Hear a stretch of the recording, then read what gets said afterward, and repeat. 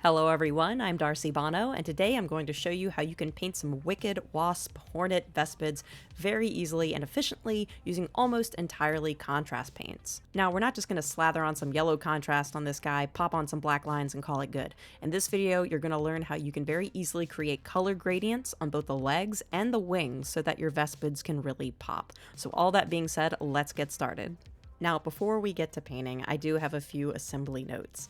These poor guys are absolutely riddled with mold lines. I don't know what happened because the Tempestus Aquilons, the human kill team in the Hivestorm box, don't have this issue, but these have some of the worst mold lines I've seen in a while, and this is coming from someone who grew up with ye olde Warhammer fantasy minis, as well as being painfully well acquainted with the old guardsman kits. So just a heads up, grab a scraper, grab a hobby knife, some fine grit sanding paper, sanding twigs, things to remove your mold lines. And I've included a few that I use personally for my assembly process in the promoted products portion of this video. You can generally get most of them at Hobby Lobby or any kind of big box hardware store. Second, for many of these vespids, their arms cross in front of their torsos, making it difficult to paint both their weapon, their arms, and their underbellies. So if you'd like to have easier access to your miniature, don't glue the arms on before painting it. They have square peg and socket fittings so that you can assemble it and prime it and then remove the arms. And finally, there is a tiny little backpack thingy in between his wings. If you're planning on painting this black or any dark color amidst your bright colored Vespid, I recommend doing this first so that you don't get black on your nice bright skin or exoskeleton later. It's infinitely harder to cover up misplaced black with a light color like yellow than it is to cover up misplaced yellow with a dark color like black. You'll notice in this video that I don't paint it until the end, and that's honestly because I didn't know what color I wanted to paint it. I was originally thinking white, but I went with black, which was kind of dumb at the very end of doing it all, but it's fine. I have faith in my brush control, she said with reckless confidence. Okay, now that the unfun part is out of the way, let's get some color on this guy. I wanted these colors to really pop, so I started with a white primed miniature. This was primed using white Scar spray, but feel free to use whatever primer you like best. Next, all you're going to do is coat the miniature in Iyaden yellow contrast, and just make sure to avoid the wing membranes. This is straight from the pot. If you'd like a slightly brighter yellow or are concerned about pooling, you can always apply a layer of Lahmian Medium first, and then immediately apply your contrast paint on top of that. The wet medium will help the paint to diffuse and not immediately stick to the surface, so you can mop with it and it results in a smoother color application. And you're going to see an example of this in just a few seconds.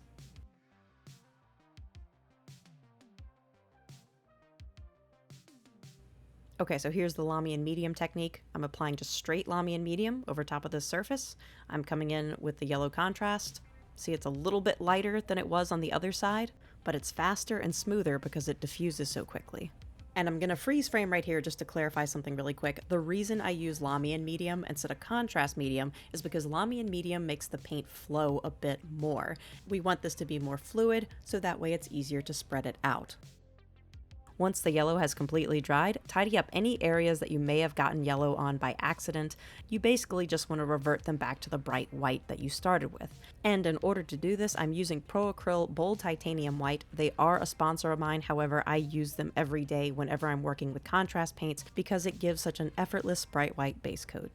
Inspired by the color variations in European hornets, I chose to paint the undershell a reddish oxblood color. In order to do this, I just mixed 1 drop of Flesh Tear's Red, 1 drop of Cygor Brown, and 2 drops of Lahmian Medium, as these are very dense contrast paints, and then just applied it to the neck and underbelly.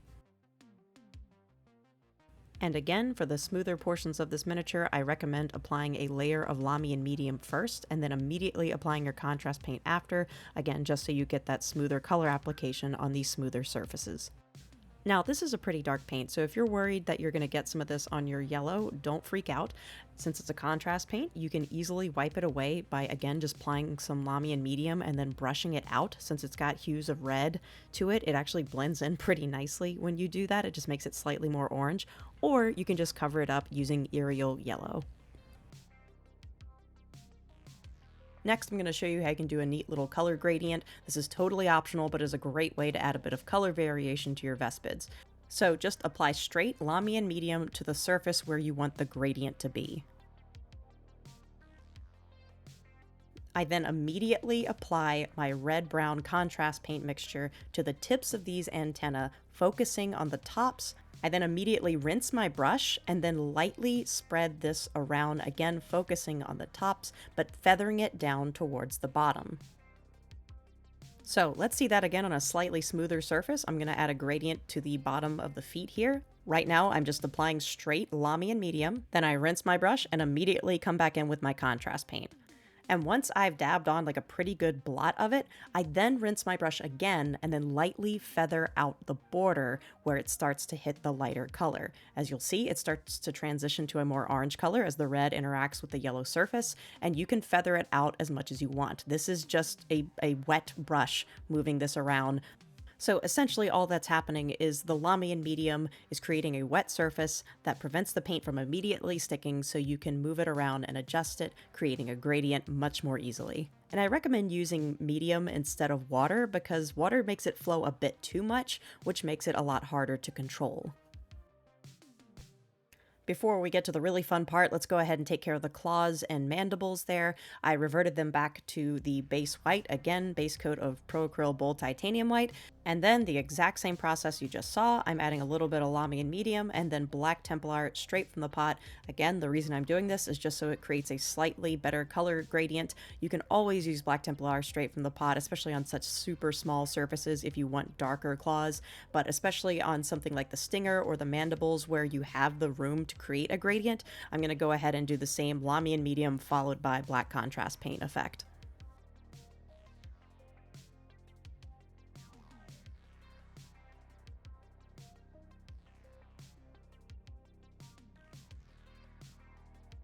Next, we're on to the fun part. We're going to give this guy a blotchy black pattern like what you see here on the arms. They're not perfect stripes, but I feel like the speckled pattern just looks so much cooler.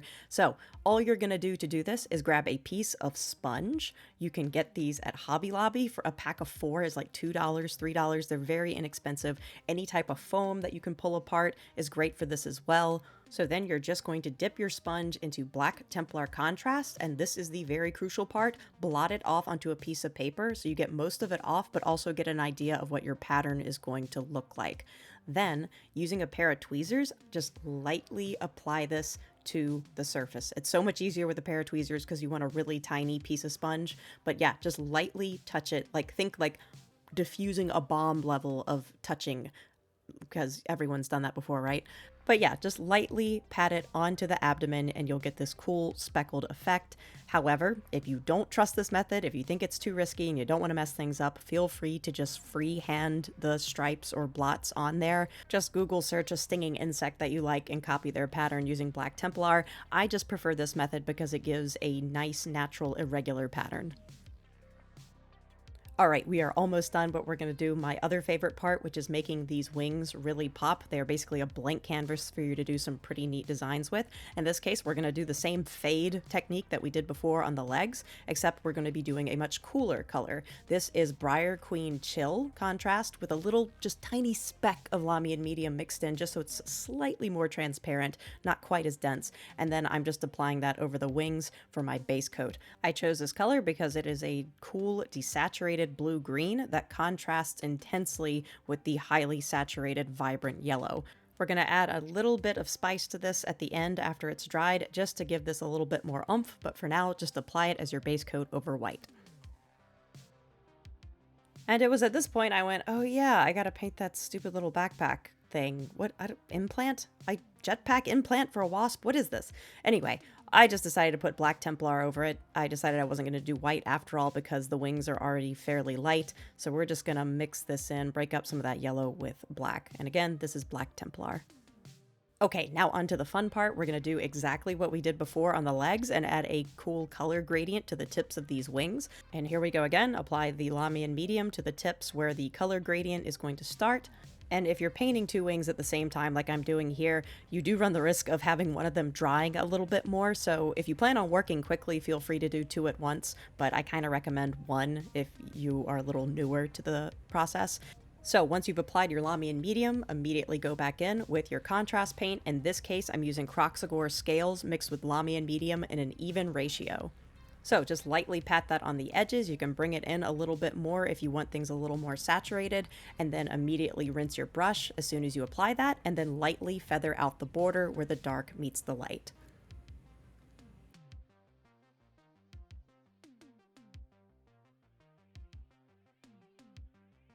So once more with feeling, apply Lahmian Medium, immediately go back in and apply your contrast paint, then rinse your brush. That's not rinsed, I'm just applying a little more. Rinse your brush, and then lightly feather out the edges.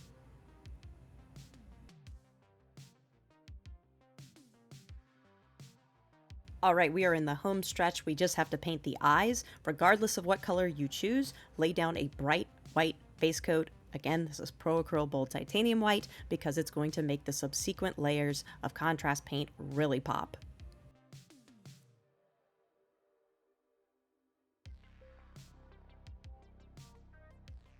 Next, apply a layer of Striking Scorpion Green contrast. As you will see, the bright underlayer shows through, creating an even brighter neon yellow green. We're actually going to enhance this further with a recess shade at the very end, but if you honestly just want to keep things simple, just a single layer of Striking Scorpion Green does the trick. And just so this yellow-green doesn't blend in too much with the yellow tones around it, I'm actually going to add a thin layer of Kroxigor Scales mixed with Lahmian Medium in an equal ratio. What this does is sink into the recesses and creates a mid-tone green where the blue tones of the Kroxigor Scales meet the yellow of the Striking Scorpion, but it still retains that vibrant center of the pupil. And if you apply too much, just rinse your brush and lightly pat it away from the center.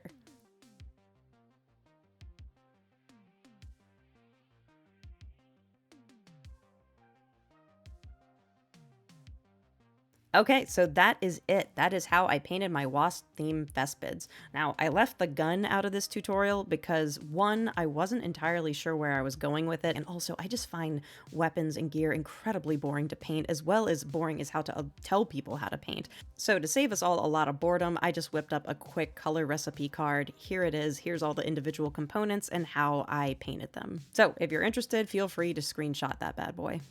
But other than that, that is it. So thank you very much for joining me today, everyone. I hope you enjoyed the video and learned something new.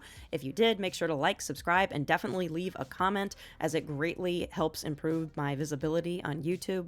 And if you really enjoyed it and would like to support the channel as well as the creation of more free video tutorials, please hit the super thanks button on your YouTube interface. I am truly grateful for everything I get from you guys. So thanks once again for joining me, and until we meet again, happy painting, everyone.